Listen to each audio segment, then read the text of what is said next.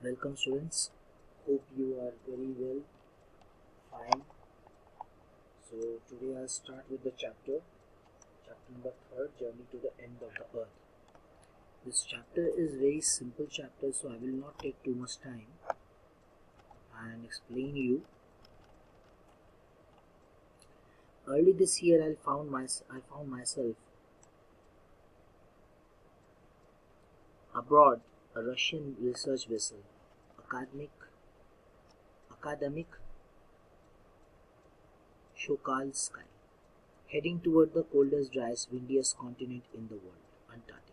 My journey began 13.09 degrees north of the equator in Madras and involved crossing 9 time zones, 6 checkpoints, 3 bodies of water, and at least many ecospheres.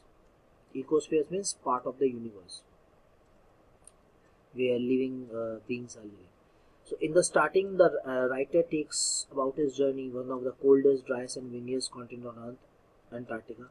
He went on a Russian research vessel known as name of the ship is Akademik Shukalsky. The author is a South Indian man who started his journey from Madras. On his voyage, he crossed 9 time zones, 6 checkpoints, 3 water bodies, and just as many ecospheres. सो शुरू में जो author है वो अपनी journey शुरुआत करता है coldest driest और विंडियस्ट कॉन्टिनेंट अर्थ में अंटार्कटिका की तरफ जाता है. जिस रशियन वेसल्स का यूज़ करता है उसका नाम अकादमिक शुकाल्स्काय होता है. साउथ इंडियन होता है. मद्रास से अपनी जर्नी शुरू करता है. 9 टाइम जोन क्रॉस करता है. 6 चेक पॉइंट, 3 वाटर बॉडीज और कई सारे इकोस्फीयर को पार करने के बाद पहुंचता है. By the time I actually set on the Antarctic continent, I had been traveling over 100 hours in combination of a car, an aeroplane, and a ship. So, first emotion on facing Antarctica's expansive white landscape and uninterrupted blue horizon was relief, followed with an immediate and profound wonder. Wonder at its immensity, its isolation, but mainly at how there could ever have been a time when India and Antarctica were part of the same landmass. So landmass means a continent or a large body of land. So it took him about 100 hours of combined traveling by car, aeroplane and then a ship to reach the continent. So when he first set his feet on the continent, he felt utmost relief, for it was all white as far as the eyes could see. The sight of the blue horizon was also very comforting. Next emotion was followed was that of wonderment. He was astonished, means surprised by the fact that there was once a time when India and Antarctica were geographically connected. तो उसे 100 our लगे car से, aeroplane से, ship को सबको मिलाकर continent पहुंचने. पहले तो उसने कॉन्टिनेंट को अपने पैरों से फील किया. बहुत आराम मिला क्योंकि उसकी आंखें हर तरफ वाइट ही देख रही थी. ब्लू हॉरिजॉन की भी उसे नज़र पड़ी. उसे देख कर काफ़ी अच्छा सा लगा. उसके इमोशंस और ज़्यादा मैंने कि सरप्राइज में पड़ गए जब उसने जाना कि एक ऐसा टाइम था इंडिया और अंटार्कटिका जोग्राफिकली एक साथ ही थे. Now part of history. 650 million years ago, a giant amalgamated southern supercontinent Gondwana did indeed exist, centrally roughly around the present-day Antarctica. Things were quite different then. Humans hadn't arrived on the global scene and the climate was much warmer, hosting a huge variety of flora and fauna for 500 million years. Gondwana thrived, but around the time when the dinosaurs were wiped out and the age of the mammals got underway, the landmass was forced to separate into countries, shaping the globe much as we know it today.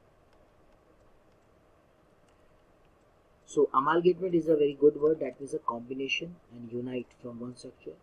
Supercontinent, you know very well, a former large continent, and thrive means flourish. So 650 million years ago there was a supercontinent known as Gondwana, from which Antarctica and India were supposed to have been parted off. The situation, however, was completely different from how it is right now. There were no humans and the climate was warmer, which gave rise to huge varieties of flora and fauna. Gondwana flourished for 500 millions until dinosaurs got extinct and human beings came into existence. The huge continent was then forced into segregation to form countries and the world as we know of today. So कई सालों पहले कई millions years पहले पहले वो एक super continent था गोंडवाना के नाम से, जिसमें अंटार्कटिका इंडिया मतलब कि जहाँ से निकले। सिचुएशन बहुत डिफरेंट हो गई अब। कोई यहाँ पे ह्यूमंस रहते हैं, क्लाइमेट भी बहुत ज़्यादा मतलब कि गर्म था उस टाइम, तब कोई ह्यूमन नहीं थे, क्लाइमेट भी गर्म था और कई सारी वैरायटी के मतलब कि फ्लोरा एंड फौना यानी फ्लावर्स वगैरह थे। गोंडवाना जो है 500 मिलियंस पहले काफ़ी फ्लरिश थी, जब तक डायनासोर जो है क्या नाम है आए, ठीक है। फिर ह्यूमन बींग्स का मतलब कि आना हुआ डायनासोर्स के बाद। बहुत बड़ा कॉन्टिनेंट था, फिर ये टूट गया कंट्रीज में, ठीक है, जैसे आज हम दुनिया को जानते हैं। To visit Antarctica now is to be a part of that history, to get a grasp of where we have come from and where we could possibly be heading. It is to understand the significance of Cordilleran folds and Precambrian granite shields, ozone and carbon, evolution and extinction. When you think about all that can happen a million years, it can get pretty mind-boggling. Imagine India pushing northwards, jamming against Asia to buckle its crust and from the Himalayas. South America drifting off to North America, opening up Drake Passage to create a cold circumpolar current, keeping Antarctica frigid, desolate, and at the bottom of the world. So, Cordilleran folds, यहाँ पे एक word है, इसका मतलब है extensive chain of mountains. Precambrian granite shields a large area, इसका मतलब है large area of relatively low elevation में एलिवेशन कम होता है और कॉन्टिनेंट को बड़े मासेस के कॉन्टिनेंट को मतलब कि बढ़ाता है, ठीक है, बड़े मात्रा में कॉन्टिनेंट बनाता है। यहाँ पे एक वर्ड है frigid, means very cold in temperature, और डेसोलेट का मतलब है अनइनहेबिटेड, जहाँ पे कोई रहता नहीं, खाली जगह। तो according to the author, if anyone wants to have a glimpse of history from where we have came along with we are headed, Antarctica is the right place. It's the best place to research and understand about mountain ranges and low elevation continents, ozone, carbon evaluation, extinction. It is capable of giving an insight of the future that can be really starting. तो writer के हिसाब से अगर कोई ये देखना चाहता है हम कहाँ से हुआ, हम कहाँ से दुनिया आई, तो अंटार्कटिका राइट प्लेस है। ये रिसर्च के लिए भी है और इसे समझ भी आ सकता है। माउंटेन रेंजेस को देख के आप समझ सकते हो। लो एलिवेशन कॉन्टिनेंट भी है यहाँ पर, जो अभी मैंने बताया लो एलिवेशन कॉन्टिनेंट कौन से होते हैं। ओजोन एंड कार्बन भी मैंने आपको मिलेगा, अंडरस्टैंड कर सकते हो, रिसर्च कर, इवोल्यूशन एक्सटेंशन को भी देख सकते हो।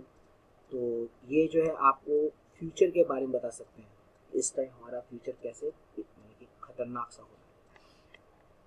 For a sun-worshipping South Indian like myself, 2 weeks in a place where 90% of the Earth's total ice volumes are stored is a chilling prospect.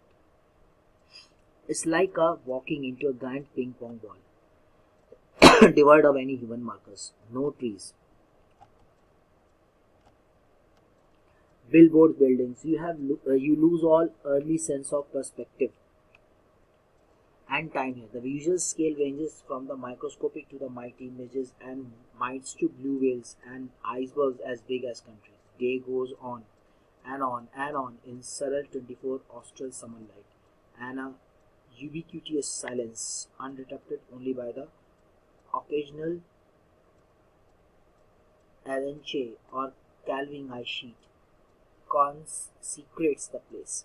It is an immersion that will force you to place yourself in the context of the Earth's geological history, and for humans the prognosis isn't good. So there are some words like surreal means unusual, awkward, austral का मतलब है southern hemisphere से related है, and ubiquitous means everywhere, avalanche, snow slide, calving split and shed, consecrates means declare sacred या make sacred, immersion, submerge, and prognosis means a forecast of a likely outcome of situation, क्या होने वाला है. So it was a very different experience for a narrator as being a South Indian sun worshipping man. It was hard for him, for anyone else, to imagine living place in a place where 90% of the earth total ice volumes are stored. Not only biological or physically difficult. but also for imagination. A place untouched by humans and their invention. It gives an experience that makes you forget all about all the other things. From small creatures like midges and mites to huge creatures like blue whales and icebergs as big countries, everything can be found in Antarctica. Days are never ending with sunlight all the time falling on the southern hemisphere. It is such a quiet place interrupted only by falling mass of snow rapidly down a mountain. It is a setting that forces you to ponder upon Earth's geological history and helps to foresee future, which for humans doesn't seem very pleasant. ये बहुत बड़ा different experience था narrator के लिए, ठीक है, क्योंकि वो एक तो साउथ इंडियन था, धूप बहुत ज़्यादा आती थी वहाँ पर, सन वर्शिपिंग साउथ इंडियन था वो, ठीक है। तो ये बहुत मुश्किल था ऐसा कुछ इमेजिन करना ऐसे प्लेस में जहाँ पे 90% जो टोटल आइस है वो वहाँ पर ही है। बायोलॉजिकल फिजिकल तो मुश्किल ही था, लेकिन इमेजिनेशन से भी बहुत ज़्यादा परे था। एक ऐसी जगह जहाँ पे ह्यूमंस है ही नहीं, अनटच बाय ह्यूमंस है ही नहीं, वहाँ पर कोई रहता ही नहीं, ठीक है, और उनके इन्वेंशन भी नहीं है। तो उसे ऐसा एक्सपीरियंस लग रहा है जैसे वो सब कुछ भूल गया दूसरी चीज़ों के बारे में। कुछ छोटे क्रिएचर जैसे मिजेस माइट्स, कुछ तो जो बड़े क्रिएचर थे जैसे ब्लू वेल्स आइसबर्ग्स, जो कि बड़ी कंट्रीज़ के रूप में, वो आइसबर्ग देख सकते हो कंट्रीज़ के रूप में, हर चीज़ जो है क्या नाम है अंटार्कटिका में थी। दिन जो है वो मैंने वो सनलाइट से रोशनी कभी ख़त्म ही नहीं होते थे, पूरे टाइम जो है सदर्न हेमिस्फीयर पे मैंने गिरते रहते थे। ऐसी शांत जगह कि जहाँ पर जो है स्नो जो है बहुत तेज़ी से जो है क्या नाम है बढ़ता है, गिरता है, और ऐसा सेट करता है फोर्स को कि आप सोचते रह जाओ कि जियोलॉजिकल हिस्ट्री जो है कि वो कभी आपने सोची भी नहीं होगी, ऐसी हो जाती है। पहले से ही आप फोरकास्ट कर लो सिचुएशन का क्या होने वाला है, ठीक है, जो कि ह्यूमंस के लिए बहुत ज़्यादा अच्छा नहीं इंडिकेट कर रहा था, यानी कि ग्लोबल वार्मिंग की तरफ इंडिकेशन हो रही है। ये पिंग पोंग बॉल से लेकर यहाँ तक का मैंने जितना समझा है, right. Next is human impact that we'll study in our next video.